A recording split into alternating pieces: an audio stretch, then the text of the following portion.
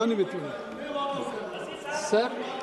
नहीं, आप बैठिए ना, आप बैठिए। स्पीकर साहब ने बताया आपको कल मौका देंगे, आपकी आवाज सुनाई जाएगा। बैठिए प्लीज। नहीं नहीं, कल किसने देखा? फिलोसॉफिकली बात नहीं करना, कल जरूर बात करिए। आप बैठिए, शांति से बैठिए। बैठ जाइए, आप बैठिए। आपसे निवेदन है, बैठ जाइए।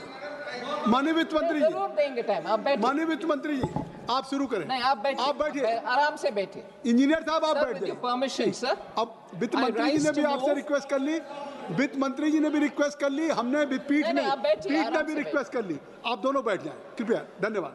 माननीय वित्त मंत्री जी, please. Sir, I rise to move that the bill further to amend the Central Excise Act 1944 be taken into consideration. आप कुछ बिल पे बोलना चाहेंगे? हाँ sir, please.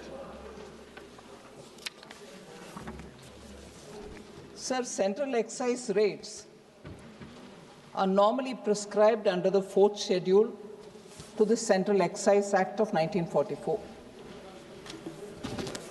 The rates for tobacco and tobacco products are in Section 4 of that Central Excise Act. That is, the rates for tobacco and tobacco products are in Section 4 of the 4th schedule of the Central Excise Act. So the levy of GST, sir, if I can elaborate a bit on this, when GST was introduced in 2017, the central government gave up its excise rights, and the duties which were levied under the central excise on tobacco products was given away in favor of the GST Council, so that the Council can levy compensation cess, and that compensation cess which would be collected on tobacco products in the place of excise would go for the compensation for the states for the initial years when they come into the GST. Now, as a result, the central excise duty, the right was kept up, but the duties were minimal or completely zero. Now, the compensation cess time is over. Even from July 1st, 2022, we don't anymore give compensation amount to the states, although we are collecting this cess after 22 till now only because the GST Council had discussed and we borrowed money back to back, gave it to the states as though the compensation is being paid, but paid with borrowed money. Now, it was decided in the GST Council that this borrowing will have to be principal and interest paid back by extending the compensation cess only to that much period which is required for paying the loans back. Even the GST law itself had limited the compensation cess collection to only 5 years, and that is why it ended in 22.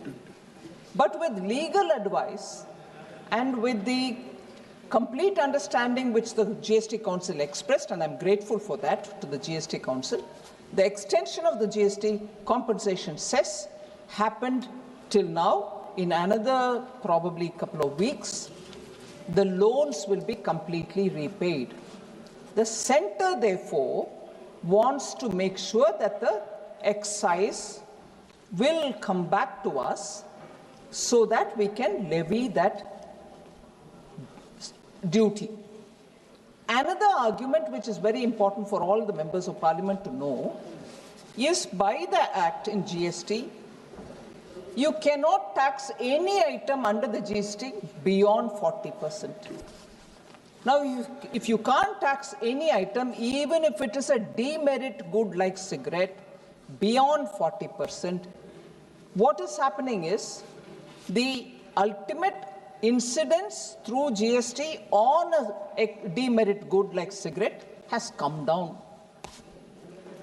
So the popular narrative would be, is the government or is the GST Council cognizant of the fact that cigarette or the demerit good like tobacco is being taxed lesser than what it was earlier? Is that the intention? So to address that, in order that the incidence is no longer lesser than what it was during the GST time with the compensation cess, we are bringing this excise. So in a way, we are saying cigarettes shouldn't become affordable now because the incidence has become lesser. So that is the reason this bill has come before the House. And I would like the views of the honorable members, and if, with your permission, if at the end of the debate there's something more that I will be allowed to speak with your permission, sir, I can reply as well. So thank you very much. D. Purandeswari ji.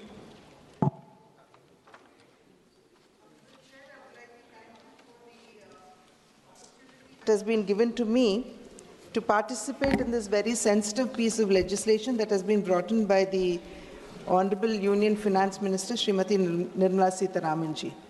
I would also like to voice my appreciation towards the sensitivity with which this piece of legislation has been brought in, which the Honorable Finance Minister has just very eloquently outlined. Sir, we all know for a fact that tobacco addiction is a major problem in our country today. And estimates say that about 1.35 million deaths occur annually in our country due to cancer, heart-related diseases or COPD. And COPD would mean diseases that are related to lungs. So the issue is very serious because around 29% of the population, that is 267 million adults, and many more adolescents are actually in a way habituated or are addicted to tobacco and related products. So the challenge is not simply the smokeless tobacco, which actually gives rise to incidences of oral cancer, but also the addictive nature of the tobacco products as well as the marketing tactics which are undertaken by various other sections of our society. So usage of tobacco is amongst both men and women, where about 42.14% men and 14.2% women are estimated to be addicted to tobacco. And surprisingly, the very same survey also says that about 8.5% of our children between the ages of 13 to 15 are also today addicted to tobacco and the related products like pan masala and so on. So tobacco, therefore, is becoming a major cause of death as well as disability in our country, which is something that we all need to take cognizance of. The issue does not simply stop with people who are smoking tobacco-related items like cigarettes and tobaccos and so on, but it also raises the concern of the passive smokers, and it is estimated that around 30.2% of our population are passive smokers, and this is also negatively impacting the health of that section of society. And when I say passive smokers, these are people who are inhaling the smoke that is let out by people who are smoking cigarettes and tobacco and so on. So India today is said to be the second largest consumer of tobacco and accounts for almost 1/6 of the world's tobacco-related deaths. So this simply speaks of the magnitude of the issue that we have in our country today. Today, India's disease burden, sir, is no more characterized by communicable diseases, but is rather today being characterized by non-communicable diseases like heart-related problems, cancers, lung-related problems, and so on. Sir, this only highlights the fact that we need to bring in a change not only in our lifestyles, but also the habit, which would mean indulging in hazardous substances like what we have been talking about. So as per the study, cancer and cardiovascular related diseases, they top the list of NCD, that is a non-communicable disease list, and tobacco is also considered to be one of the largest contributors to the burden of non-communicable diseases. India today, sir, accounts for 17% of the world's population. But when it comes to the disease burden, it accounts for 20% of the world disease problems, sir. So this is not a small number that we are looking at. And the non-communicable disease burden, which was around 55% in 2016, is now about 60% deaths because of non-communicable diseases in 2019. Sir, India is a welfare state which is committed to the welfare and well-being of its citizens.